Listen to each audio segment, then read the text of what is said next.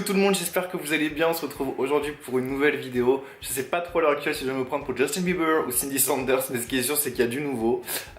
Comme vous l'avez vu dans le titre, je suis allé en studio d'enregistrement lundi et j'ai enregistré un titre. Je suis extrêmement content du résultat.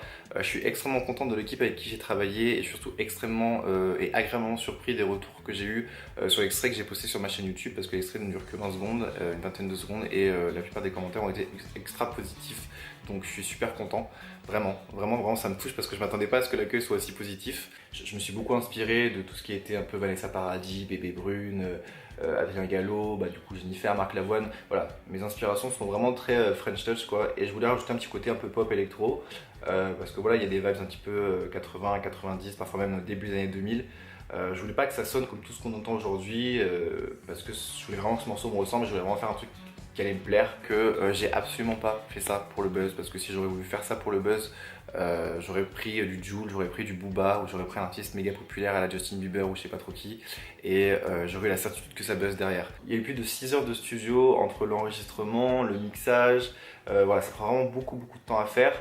Et je me suis pas juste contenté de reprendre la chanson quoi, j'ai vraiment voulu la refaire totalement, j'ai donné mes inspirations de ce que je voulais, les phrases sont pas du tout tournées pareil, l'instrumental n'est pas du tout la même, je voulais vraiment que ça sonne beaucoup plus pop. Et comme je vous le dis toujours, voilà, allez au bout de vos rêves, allez au bout de vos objectifs, de ce que vous voulez. C'est vrai que je m'attendais à recevoir des critiques, je pense qu'il y en aura, il y en a eu quelques-unes déjà, mais il y a des gens qui n'ont jamais fait de sport et qui du jour au lendemain s'y mettent, il y a des gens qui n'ont jamais fait de cuisine et qui du jour au lendemain s'y mettent. Moi j'avais jamais fait de chanson et du jour au lendemain je m'y suis mis.